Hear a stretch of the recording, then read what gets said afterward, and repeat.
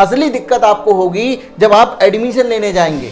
तो फिर फायदा क्या हुआ? गवर्नमेंट का काम नहीं करेगा। स्टेट गवर्नमेंट के जो सर्टिफिकेट होते हैं वो कब काम करते हैं? जो SC ST वालों की जो चिंता है ना, उनकी भी मैं समझता हूँ आपकी भावनाओं को, लेकिन समझिए कोई भी कैटेगरी का रिजर्वेशन हो, ये हमेशा हमारे देश में राजनीतिक मुद्दा रहा। तो आपको यहाँ पर जनरल कैटेगरी में कंसीडर किया जाएगा। भाई एग्जाम अगर NTA कंडक्ट करा रहा हो और बच्चों को टेंशन ना दे, ऐसा तो हो ही नहीं सकता। जब से नीट के एप्लीकेशन फॉर्म आए हैं, एक नई कंफ्यूजन बच्चों के मन में जो है वो आ गई है। सर्टिफिकेट को लेकर, एड्रेस को लेकर, मार्कशीट को लेकर समझ में नहीं आ रहा है क्या करना चाहिए, क्योंकि वहां साफ साफ लिखा हुआ है कि अगर आपने ये सारी चीजें सही से नहीं की तो आपको इन कैटेगरी का कोई लाभ नहीं मिलेगा, अनरिजर्व कैटेगरी में आ जाए। मतलब एग्जाम देने में कोई दिक्कत नहीं होगी, असली दिक्कत आपको होगी जब आप एडमिशन लेने जाएंगे। तो फिर फायदा क्या हुआ अगर आपको इनका लाभ ही ना मिले? तो अगर आपके मन में इनको लेकर कोई भी सवाल है, अगर आपको भी दिक्कत हो रही है क्या करना चाहिए, तो चिंता मत करिए, इस वीडियो में हर एक सवाल का जवाब आपको मिलेगा। आपको करना क्या है, पूरा वीडियो एंड तक देखना है, क्योंकि वीडियो थोड़ी सी लंबी होगी। हर सवाल का जवाब मैं इसमें देने वाला हूं। मैं हूं डॉक्टर श्लोक पिल्ले, 7 साल से नीट के लिए केमिस्ट्री पढ़ा रहा हूं।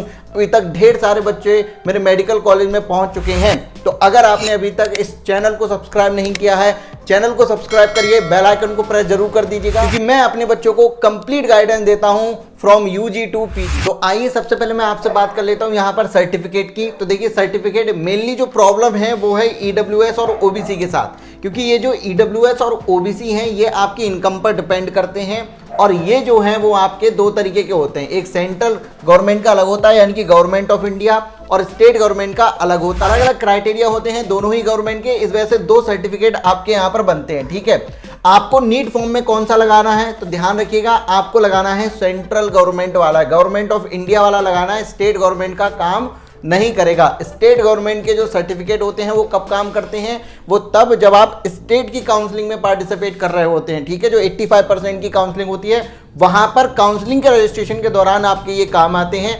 अभी आपको जो लगाना है वो सेंट्रल गवर्नमेंट वाला लगाना है। अब देखिए OBC में मेन कंफ्यूजन है आपका।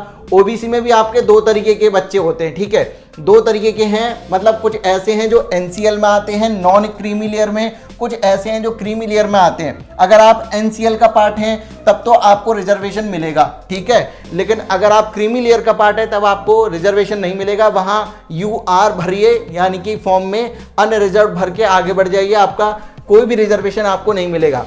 अब यहाँ पर जरा देखिए NCL में तो आते हैं, लेकिन यहाँ पर भी लोचा है। लोचा क्या है कि ये जो रिजर्वेशन आपको मिलेगा, ये आपको देखना है कि आपकी जो OBC NCL वाली जो कास्ट है वो किसके हिसाब से आप नॉन क्रीमी लेयर में आते हैं।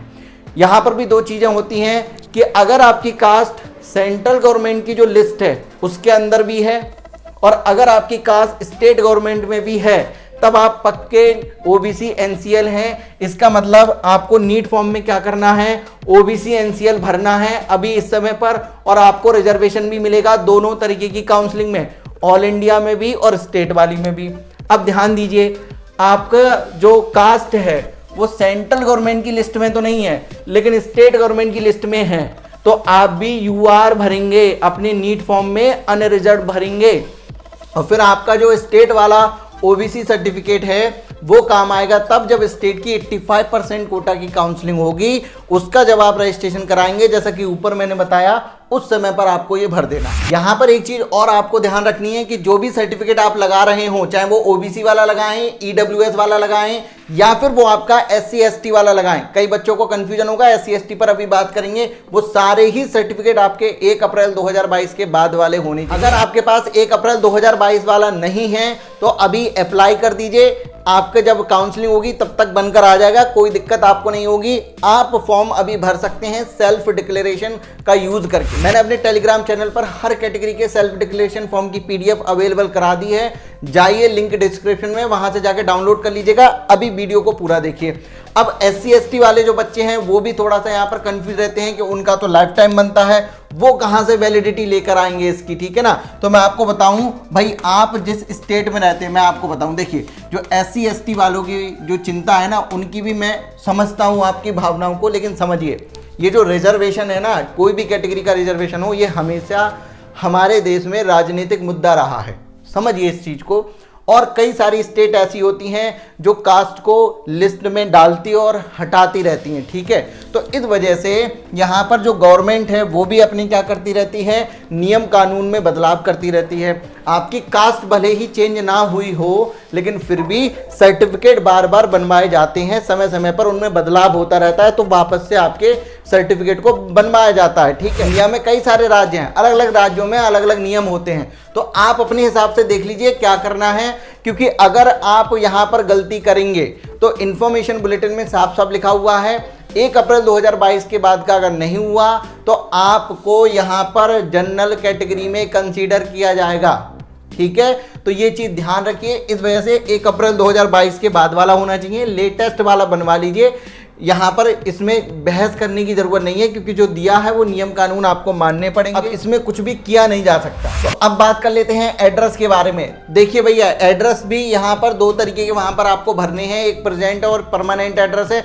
ध्यान से सुन लीजिएगा आपको क्या करना है। देखिए, एड्रेस आपके 2 कंडीशन हो सकती हैं एड्रेस में। एक तो आपका एड्रेस सेम हो, सेम पीपी का मतलब है यहाँ पर परमानेंट और प्रेजेंट एड्रेस अगर आपका सेम है तब आपको क्या करना है यहाँ बताऊंगा, और अगर आपका डिफरेंट है परमानेंट और प्रेजेंट एड्रेस तब आपको क्या करना है। देखिए, अगर आपका सेम एड्रेस है और आप वहीं पर चाहते हैं एग्जाम भी दें, तो सीधा सीधा आपके आधार कार्ड पे एड्रेस होगा, वही आपको भर देना है और उसी की पीडीएफ अपलोड कर देनी है। इसका साइज होना चाहिए लगभग 300 KB के करीब, एक बार देख लीजिएगा, मुझे जितना याद है 300 KB के करीब का साइज होना चाहिए। अपलोड कर दीजिए, दोनों तरफ का करना है आधार कार्ड का, आगे और पीछे, ठीक है, कोई दिक्कत ही नहीं है यहाँ पर तो। और वही एग्जामिनेशन सेंटर भी आपको अपने जो सेम आपका दोनों सेम है परमानेंट और प्रेजेंट, तो वही वाले भर देने हैं। अब अगर आपके अलग अलग हैं, आप रहने वाले किसी और स्टेट के हैं, रह अभी किसी दूसरी स्टेट में रहे हैं, तब आपके पास यहाँ पर फिर से 2 कंडीशन आ जाती हैं। आपको ये देखना है कि आपको एग्जाम कहाँ पर देना है, आपका जो एग्जामिनेशन सेंटर है वो कहाँ चाहते हैं।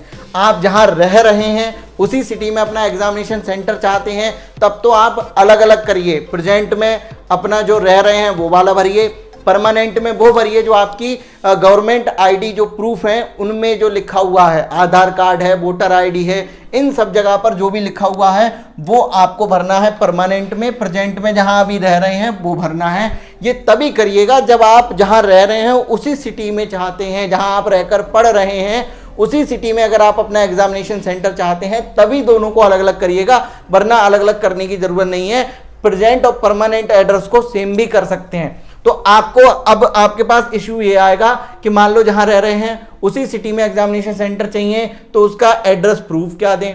तो उसका एड्रेस प्रूफ आप ये दे सकते हैं। देखिए भैया, यहां पर आपको प्रेजेंट वाला भी देना होगा, परमानेंट वाला भी एड्रेस प्रूफ देना होगा। आप क्या कर सकते हैं, अगर आपने वहां पर अपना कोई भी बैंक अकाउंट खुलवा रखा है तो बैंक की पासबुक लगा दीजिए। अगर आपके पास ये नहीं है छोड़ दीजिए, ठीक है। आप जिस हॉस्टल में रह रहे हैं उस हॉस्टल की कोई आईडी अगर आपके पास हो और उस पर उस हॉस्टल का एड्रेस लिखा हुआ वो भी आप अपलोड कर सकते हैं, कोई भी दिक्कत नहीं आएगी। अगर ये भी नहीं है तो ये तो जरूर होगा कि किसी ना किसी घर या किसी बिल्डिंग में तो रह रहे होंगे और उस बिल्डिंग में बिजली कनेक्शन भी होगा और उसका कोई ना कोई इलेक्ट्रिसिटी बिल भी आता होगा। तो आप सिंपल उसका इलेक्ट्रिसिटी बिल लीजिए और उसको अपलोड कर दीजिए, आपका काम हो जाएगा, कोई दिक्कत नहीं है। अब कई सारे बच्चे कह रहे थे हमने एफिडेविट बनवा के क्या अपलोड कर सकते हैं, इन सब चक्करों में क्यों पड़ोगे, पूरा दिन आपका जाएगा, 400-500 रुपए भी आपके जाएंगे, इधर उधर दौड़ोगे, ठीक है, कोई मतलब नहीं है। और जब बनवाने जाओगे भी तहसील में या कहीं भी किसी वकील के पास, तो वो भी ये कहेगा कि जाकर जहाँ रह रहे हो वहाँ से कुछ एड्रेस लेकर आओ, तो मैं इस पर लिख कर दूंगा, उसको भी प्रूफ चाहिए होगा। तो जब ये चाहिए ही चाहिए तो क्या मतलब, आप सीधा इलेक्ट्रिसिटी बिल का यूज करिए ना।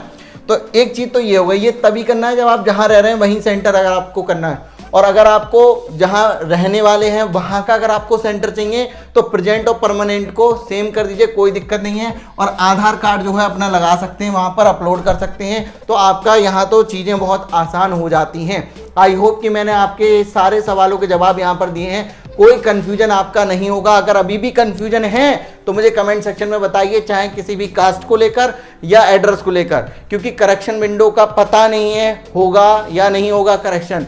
एनटीए ने तो कई जगह लिख कर दिया कि करेक्शन नहीं आएगा। मार्कशीट की बात आती है तो मार्कशीट में आपको क्या करना है, मार्कशीट में टेंशन मत लीजिए। अगर आपके पास 11th या 12th में से कोई भी मार्कशीट नहीं है तो नॉट एप्लीकेबल वाला ऑप्शन वहां पर आपको सेलेक्ट कर लेना है, आपका काम हो जाएगा, ये भी दिक्कत आपकी खत्म हो गई। तो मैंने सारी चीजें एक्सप्लेन करी हैं आपकी। अगर कोई भी चीज रह गई हो जो मैंने यहाँ नहीं बताई है और आप को वो जाननी है तो मुझसे कमेंट सेक्शन में आप पूछ सकते हैं। वीडियो को लाइक करिए और ज़्यादा से ज़्यादा शेयर करिए। मैं मिलता हूँ आपसे नेक्स्ट वीडियो में। Thank you so much.